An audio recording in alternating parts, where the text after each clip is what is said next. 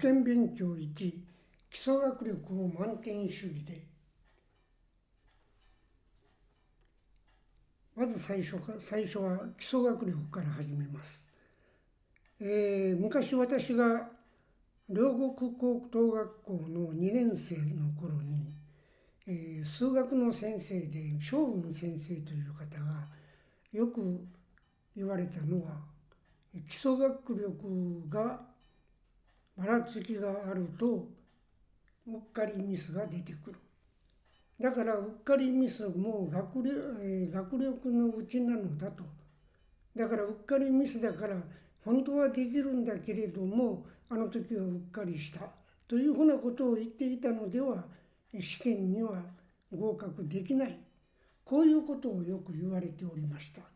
で、私はそれを聞いて、それではこれを直すためにどうすればよいかということを考えて、そして、思いついたのは小学校中学校の勉強をもう一度全部基礎からやり直すと、こういうことを考えました。そうするとどこからやるか、当然分かってますね。それは1年生からやる。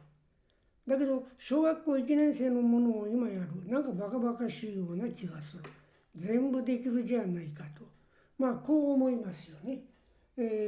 そこで、一つの基準を決めました。それは何かというと、時間を決めてやる。そして100点主義でやる。で、この100点主義を取りながらずっといって、小学校6年生まで100点主義をずっと貫いていけば、おそらく自然にこう100点主義のための一種の注意深さが出てくるんじゃないかと、このように考えて一つそれをやろうと、こういうふうに思い立ちました。で、だからこれをまず、皆さんに説明をしますけど、最初このどういうものを買ってくるかというと、時間を決めた問題集を買ってきます。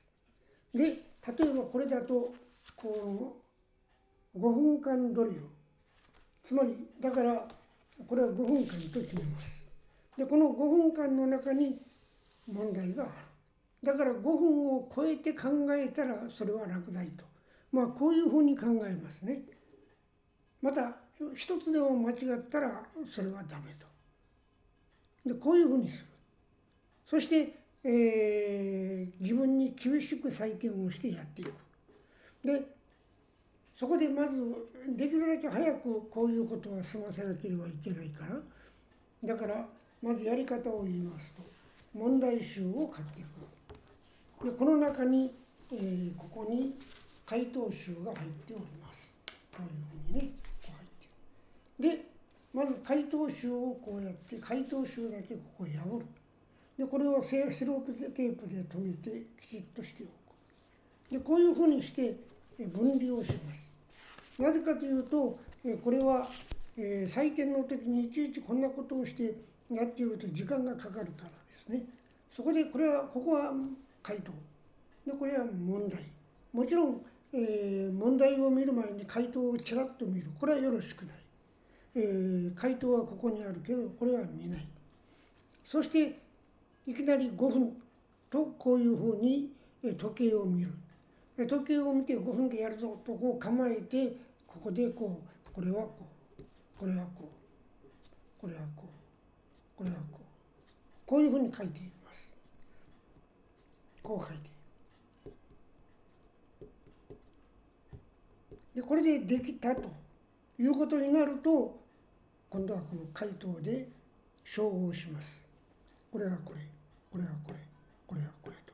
で、その時に嬉しそうにいちいち丸をつけている人がいますけれども、丸はつけない。それだけ時間の無駄だから。会えばいい。だからあった、あった、あった、あった。たまに一つ合わないのがある。間違った。で、その場合だけここにチェックをします。で、ここにチェックが入ると、ここに丸は入らない。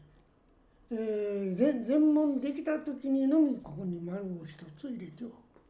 そうすると、例えば後から見るとこういうふうに丸がついている。この丸がついたのは100点満点で時間内であるということが分かるから、これは合格なんだね。で、一つでもチェックがあって、でこれが丸がない。こういう場合はまたもう一度これ全部終わったらやり直します。で、次できたら丸をつける。で、丸がだんだん丸のがだんだん増えてきて、やがて全問丸と一つずつ丸がつく。そうするとこの、問題集は卒業としばらく置いておく。で、今度は例えば2年生のものをやる。次3年生のものをやって4年生、5年生、6年生といきますね。ところが小学校といえどもですね、実は、5年生、6年生ぐらいの問題になりますとね、誰もそうだけど必ずしもできるとは限らない、ね、忘れてるのがあるから。特に図形の問題なんかは、どうしてもこれ忘れる。例えばこういうふうな図形の問題をパッパッとできる。でこの場合、これは何だったっけな、というようなことを考えるのではいけない。で、どういうことかと申しますと、要するに見たときにすぐに回答の手順がわからないといけない。こんなことを考えていたんじゃダメなんで。これはこれ、これはこれ、これはこれ、これはこれ。よし、やるぞと。さーっとこうやる。で、これで全部できればよろしいが、全部できなければチェックをする。意外に図形の問題はね、やっているつもりでも実はよく間違いますからね。そういうわけで、図形の問題はそのようにする。で、要するにいずれにしても言えることは自分に対して厳しくですね。そして100点満点主義でということでやっていきます。でこれでずっと終わって6年生、それから中学校1年生、2年生、3年生の問題を、こうやりますとね、それができる頃には基礎学力は、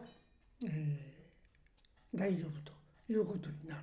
さらにもう一つ言えることは、ここでこれだけやっていきますと次第に人間の性格が変わってきてミスの少ない人になる。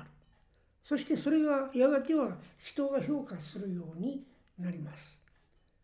私の思い出すのは、同じく私と、東大を出て、大企業の人事担当重役になった男がいて、それと碁を打っていた。で最後にだんだん形勢判断になってきて、この碁はどうですかねと向こうが質問するから、私がさあ私の側にミスがない限りこの碁はもう私の勝ちでしょうとこう言った。そうすると相手はどう言ったかというと、ミスのない人だからねとこんな独り言を言いながら碁をパチリと打ってきた。ということは私はその時にこの人事担当重役の人物ですらですね、どうも私にミスが少ない人間だという評価をしてくれているんだなということを感じました。その時にこの自分がやってきたこの勉強のこのやり方というものが改めてあれでよかったのだなと思いました。それからあともう一つはこういうことを、教室でよく言っておられた先生が松雲先生というんですけども、その松雲先生が後に卒業した後一度出会いましたけれども、その時に僕の言ったことを最も完璧にやってくれたのは君だけだよなと、こういうことを言っておられました。だから人は見ているんですね。ということであなたも今日から、一つ、小学校中学校つまり、最初の出発点からね、基礎学力の充実、つまり時間を決めた問題集を厳密に実行していくと、こういうことでやってみると、あなたの受験勉強は格段に能率が上がるかもしれませんよ。今日はそこまで。